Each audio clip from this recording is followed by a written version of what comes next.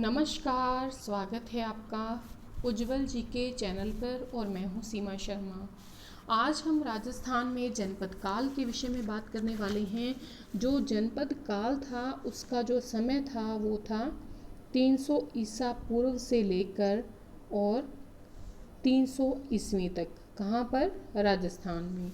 जो राजस्थान में जनपद काल रहा है 300 ईसा पूर्व से 300 ईस्वी के अंतर्गत रहा है। इसके अंतर्गत हम मत्स्य जनपद, चेदी जनपद जो है, उसके साथ ही आपके जो शिवी जनपद है, ठीक है, योधे जनपद है, मालव जनपद है, शालव जनपद है, राजन्य, अवंती, इन सब के बारे में जो है बात करने वाले हैं इस वीडियो के अंतर्गत।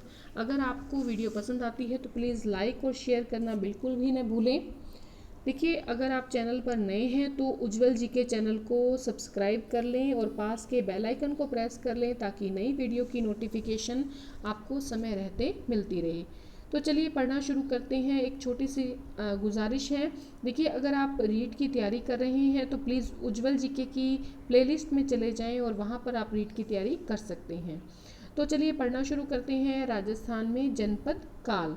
पहला प्रश्न है हमारा, भारत के द्वितीय नगरीकरण की संज्ञा इतिहासकारों ने दी है। तो देखिए, पहला नगरीकरण आप सब लोग जानते हैं, आप लोग कि हड़प्पा जो सभ्यता थी वो पहला नगरीकरण माना जाता है। तो दूसरा जनपद, जो दूसरा नगरीकरण है वो महाजनपद काल को माना जाता है, जो 16 महाजनपद थे। ठीक है, तो ये जो हम पढ़ रहे हैं ये जनपद है। जनपद से बड़े होते थे महाजनपद, जिनकी संख्या कितनी होती थी? 16 थी। और अंत में ये सभी जो है मगध के अंतर्गत जो है सम्मिलित हो गए थे। मगध ने इसको जीत लिया था और फिर मगध पर जो है आपके मौर्य है और साथ ही जो नंद वंश है, इन सब ने क्या किया था? यहाँ पर शासन स्थापित किया था। अगला प्रश्न है, सर्वप्रथम मत्स्य जनपद का उल्लेख आर्यों के मुख्य समूह के रूप में कहाँ पर किया गया है? तो सबसे पहले जो मत्स्य जनपद की जानकारी प्राप्त होती है वो ऋग्वेद में प्राप्त होती है। राजस्थान में मत्स्य जनपद का विस्तार कहाँ पर था? तो राजस्थान में अगर मत्स्य जनपद की बात करें, जो कि सबसे बड़ा जनपद माना जाता था राजस्थान का, तो जयपुर, जो कि आधुनिक जयपुर है, अलवर, करौली और भरतपुर, इन जगहों पर मत्स्य जनपद का विस्तार था। देखिए, जब जितने भी जनपद जो आए हैं वो लगभग पंजाब के आर्य समूह से आए हैं। और जब भारत में जो है 300 ईसा पूर्व के लगभग जब सिकंदर का आक्रमण होता है तो ये लोग जो है डर कर या भाग कर यहाँ पर राजस्थान में आ जाते हैं। तो ये जो जितने भी जनपद आए हैं ये पंजाब वाले साइड से आए हैं। ठीक है, मत्स्य की प्राचीन राजधानी कौन सी थी? तो मत्स्य की प्राचीन राजधानी उपापलव्य थी। कौन सी थी मत्स्यों की प्राचीन राजधानी? उपापलव्य थी। महाभारत काल में मत्स्य जनपद का शासक कौन था? तो देखिए, विराट जो शासक था वो महाभारत काल में सबसे जो है मत्स्य जनपद का शासक था। और इसी विराट के नाम पर बैराठ का नाम जो है विराट नगर पड़ा। जो बैराठ सभ्यता आप देखते हैं वो बैराठ सभ्यता कहाँ पर है? ये मत्स्य जनपद की राजधानी हुआ करती थी। विराट नगर या बैराठ को मत्स्य जनपद की राजधानी कहा जाता था। राजस्थान में पांडवों ने अज्ञातवास का समय कहाँ पर बिताया था? तो इसी बैराठ या विराट नगर में पांडवों ने अज्ञातवास अपना बिताया था। बैराठ का सबसे पहले अध्ययन किसने किया है? तो देखिए, महाराजा सवाई राम सिंह, जो कि 1857 की क्रांति के समय भी थे, सवाई राम सिंह द्वितीय, इनका एक किलेदार था जिसका नाम था किताजी खंगारोत। तो ये जो किताजी खंगारोत हैं, इन्होंने खोज की थी इस बैराठ सभ्यता की। कनिंघम,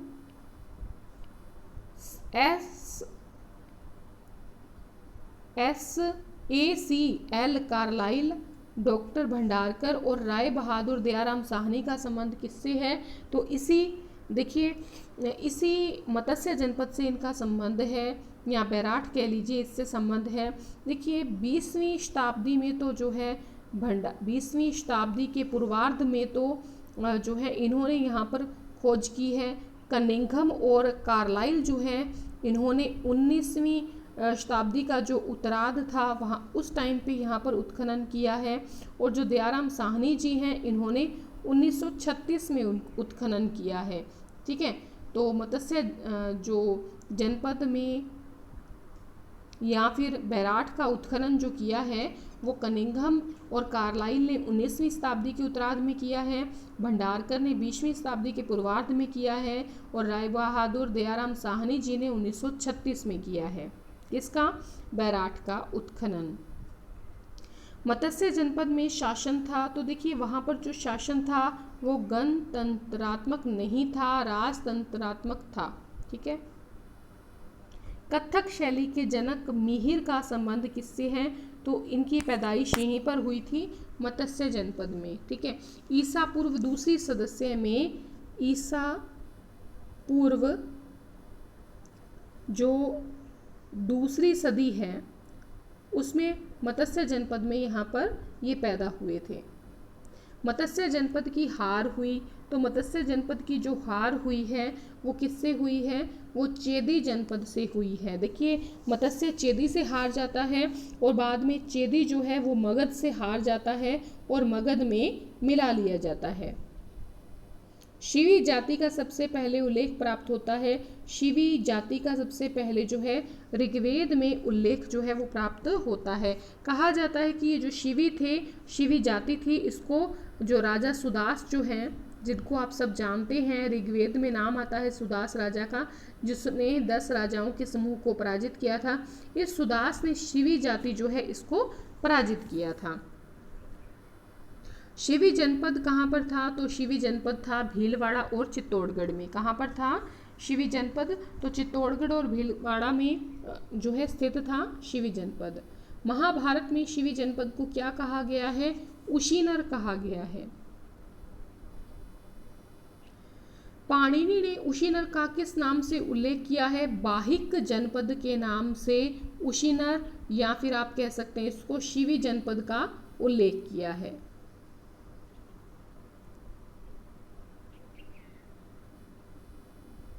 शिवी जनपद की राजधानी कौन सी थी? तो नगरी या माध्यमिका जो थी शिवी जनपद की जो है राजधानी थी। इससे पहले हम राजस्थान की सभी सभ्यताएं पढ़ चुके हैं। पार्ट फर्स्ट और सेकंड में हमने 192 प्रश्न के लगभग किए हैं, उसमें हमने पूरी नगरी माध्यमिका का जिक्र किया है। अगर आपने वो वीडियो नहीं देखी है तो जाकर प्लेलिस्ट में देख सकते हैं। तो शिवी जनपद की राजधानी नगरी या माध्यमिका थी। शिवी जाति जो थी वो इंडो यूनानियों के आक्रमण यानी कि मिनेंडर के आक्रमण के कारण पंजाब से चित्तौड़गढ़ यानी कि नगरी में बस गई थी। नगरी में शिवियों के जो सिक्के प्राप्त हुए हैं उन पर लेख कौन सा लिखा है?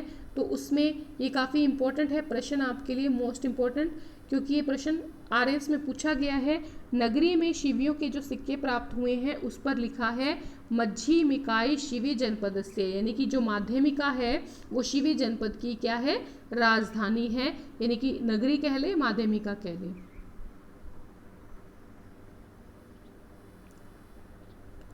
किस चीनी यात्री ने 518 ईस्वी में शिवी स्तूपों की यात्रा की थी? तो सुंग युन ने, जो कि चीनी यात्री था, 518 ईस्वी में शिवी स्तूपों की यात्रा की थी।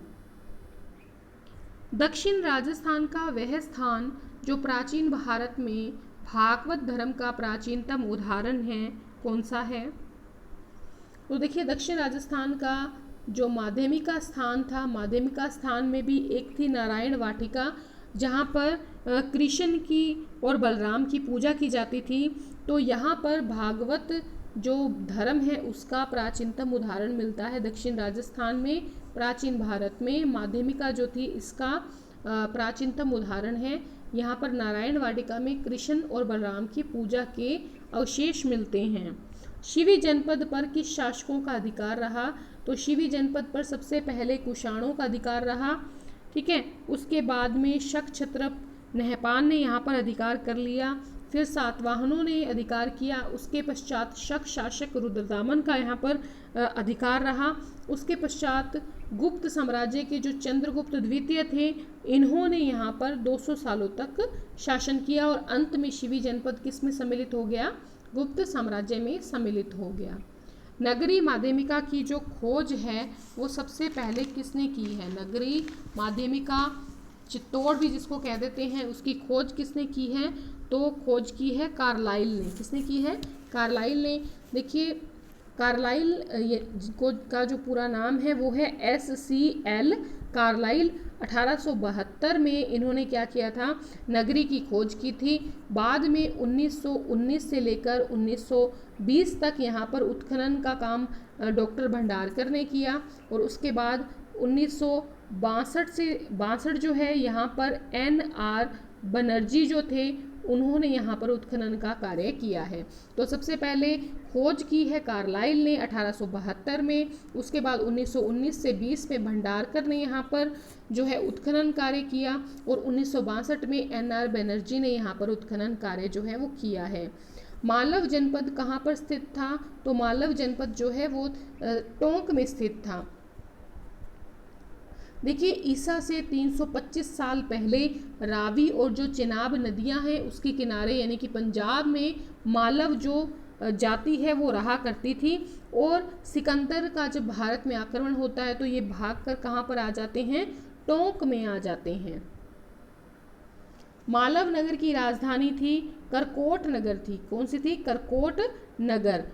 और ये कहाँ पर पड़ता है? ये टोंक में पड़ता है। और कहाँ पर? उनियारा तहसील में। उनियारा तहसील में। करकोट नगर से जो सिक्के प्राप्त हुए हैं उन पर क्या लिखा है? उस पर लिखा है मालवा नाम या मालवा नाम जय। ये लिखा है करकोट नगर के जो सिक्के प्राप्त हुए हैं उसमें। मालव, ये मानव नहीं है, ये है मालव।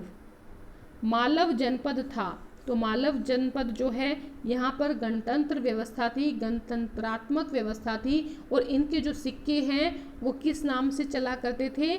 गण नाम से चलाए जाते थे। यानी कि यहाँ पे एक समूह होता था जो शासन करता था, एक राजा नहीं शासन करता था बल्कि एक व्यक्तियों का समूह जो है वो शासन किया करता था मालव जनपद पर। नांदसा यूप अभिलेख किसकी जानकारी देता है? तो नांदसा यूप अभिलेख जो है वो मालव जनपद की जानकारी देता है। ये भीलवाड़ा की सराय तहसील में मिला है। ये नांदसा अभिलेख जो है वो कहाँ पर मिला है, कहाँ से प्राप्त हुआ है? तो भीलवाड़ा की सराड़ा तहसील से प्राप्त हुआ है नांदसा यूप अभिलेख, जो कि मालव जनपद की जानकारी देता है। करकोट नगर में कार्लाइल महोदय ने खुदाई में सिक्के प्राप्त किए हैं, तो काफ़ी मात्रा में सिक्के प्राप्त किए हैं। 6000 तांबे के सिक्के जो हैं प्राप्त किए हैं। संभवतः ये मालव जनपद की टकसाल रही होगी। अर्जुनायन जनपद कहाँ पर स्थित था? तो अर्जुनायन जनपद जो है वो स्थित था भरतपुर और अलवर में। अर्जुनायन के सिक्कों पर उल्लेखित अर्जुनाया नाम जय क्या दर्शाता है? तो ये क्या दर्शाता है? ये दर्शाता है कि क्षत्रपों को परास्त करने में ये मालव जनपद के क्या रहे थे? सहयोगी रहे थे।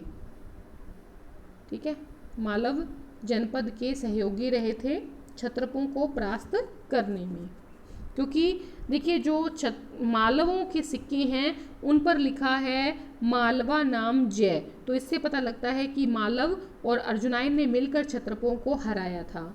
योधे जनपद कहाँ पर स्थित था? तो योधे जनपद गंगानगर, हनुमानगढ़ और बीकानेर के कुछ भागों पर स्थित था। योधे जनपद था तो ये गणतंत्रीय कबीला था। यहाँ पर भी एक समूह जो है वो शासन किया करता था। योद्धे किससे हारे थे? तो शक शासक रुद्रदामन प्रथम से हारे थे, और किस सन में? 145 ईस्वी में।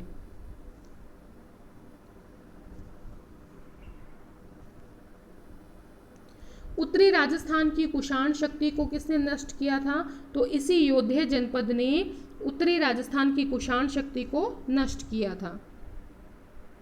देखिए ये जो योद्धे थे ये गुप्त साम्राज्य के अधीन बाद में हो गए थे।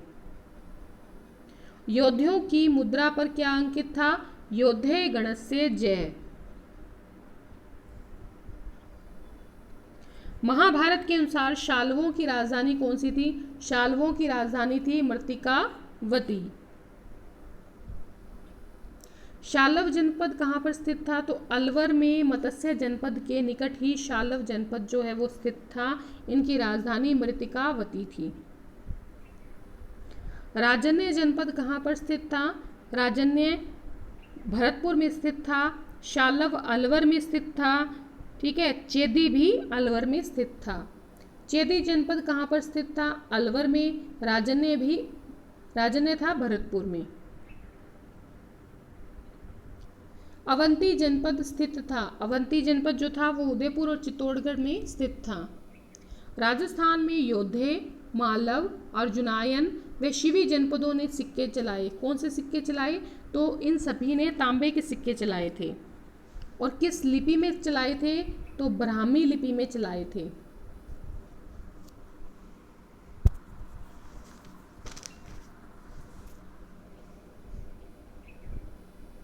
हमारे देश के प्राचीनतम सिक्के कौन से हैं? तो तांबे के और चांदी के आहत जो सिक्के हैं, जिनको पंचमार्क सिक्के भी कहा जाता है, वो हमारे भारत के प्राचीनतम सिक्के हैं।